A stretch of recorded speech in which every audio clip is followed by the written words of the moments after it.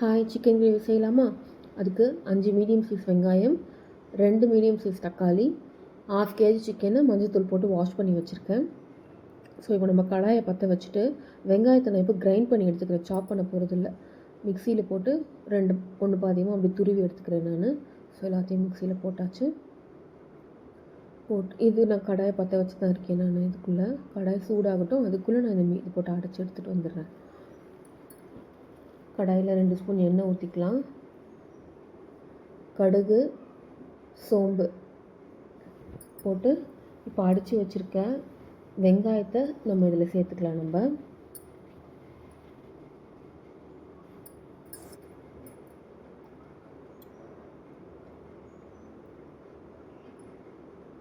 வெங்காயம் சேர்த்துட்டு கொஞ்சம் நல்லா வதங்கினதும் இப்போ நம்ம கருவேப்பிலை போட்டுக்கலாம்.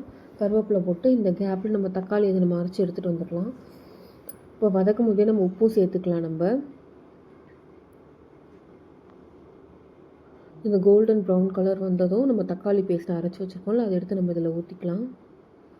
ஊற்றிட்டு தக்காளி ஸ்மெல் லைட்டாக மாறினதும் நம்ம இதில் சிக்கன் போட்டுக்கலாம். நம்ம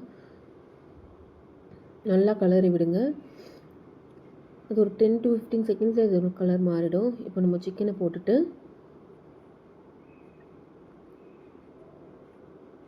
ஒரு கலரி மூடி வச்சிடலாம். ஏன்னா சிக்கனில் தண்ணி விடும், அதனால் நம்ம மூடி வச்சிடலாம். இதுக்கு மெயின் டிஷ்ஷாக நம்ம சப்பாத்தி செய்யலாம். ஆல்ரெடி நான் சப்பாத்தி மாவு பிணைஞ்சு வச்சாச்சு நான். ஸோ மாவு தேய்ச்சி திரட்டி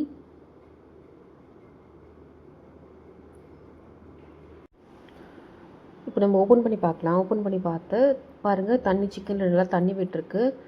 ஒரு வாட்டி கலரி விட்டுட்டு இப்போ நம்ம மிளகாத்தூள் ஆட் பண்ணிக்கலாம். இதில் வீட்டில் இருக்கிற குழம்பு மிளகாத்தூள் தான் நான் இதில் போட்டிருக்கேன். நான் வேறு சிக்கன் மசாலா நான் எதுவும் யூஸ் பண்ணலை. வெறும் மிளகாத்தூள் நான் யூஸ் பண்ணலை. இதில் பாருங்கள், தவாவும் பற்ற வச்சாச்சு சப்பாத்தி போடுறதுக்கு. மிளகாத்தூள் போட்டு ஒரு கலரி விட்டதும் நான் தண்ணி ஊற்றிக்கிறேன். நான் தண்ணி தேவையான அளவு தண்ணி, ஒரு கிரேவி கன்சிஸ்டன்சிக்கு தண்ணி ஊற்றிக்கோங்க. அண்ட் இதில் நான் கொஞ்சம் பெப்பரும் போடுவேன். நான் ஒரு கொதிக்கட்டும். நான் அதுக்கப்புறமா நம்ம பெப்பர் போட்டுக்கலாம். ஒரு 5 மினிட்ஸ் 10 மினிட்ஸ் இது கொதிக்கட்டும். சிக்கன் நல்லா வெந்துடட்டும். நான் அப்புறம் லாஸ்ட்டாக பெப்பர் போட்டுக்கிறேன். நல்லா சிக்கன் நல்லா தேவையான அளவு தண்ணி ஊற்றிட்டு இப்போ மூடி வச்சிடலாம் சிக்கனை. இப்போ அதே 5 மினிட்ஸில் சப்பாத்தியும் போட்டு எடுத்துக்கலாம். நம்ம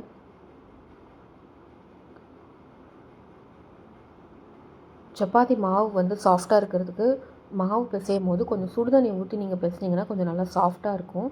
நம்ம மூடி வச்சாச்சு. இது ஒரு 10 மினிட்ஸ் அப்படியே இருக்கட்டும். இது அதுக்குள்ளே நம்ம சப்பாத்தியெல்லாம் போட்டு எடுத்துடலாம்.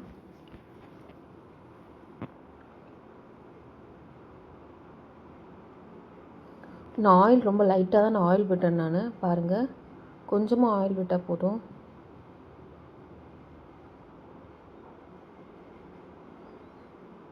சப்பாத்தியை போட்டு எடுத்துடலாம். போட்டாச்சு. பாருங்கள், இது நல்லா கொதிச்சிருச்சா? இப்போ நம்ம பெப்பர் ஆட் பண்ணிக்கலாம். ஒரு கலரி விட்டு நம்ம பெப்பர் ஆட் பண்ணிக்கலாம். நான் 1 ஸ்பூன் வீட்டில் அரைச்ச பெப்பர் தான் நான் யூஸ் பண்ணுறேன். நான் பாருங்கள் எப்படி நல்லா கொதிக்குதா? 1 ஸ்பூன் பெப்பர் போட்டு கலரி விட்டு ஒரு 5 to 10 மினிட்ஸ் நல்லா வேகட்டும்.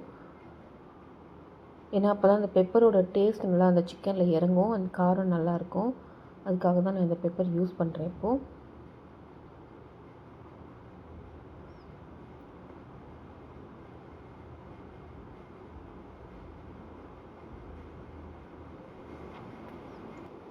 பாருங்கள், இவ்வளோ நல்லா ரெடி ஆகிடுச்சு. ஃபைனலாக நம்ம கொத்தமல்லி போட்டு இறக்கிடலாம். நம்ம அவ்வளோதான், chapati and chicken gravy ready ஆகிடுச்சு.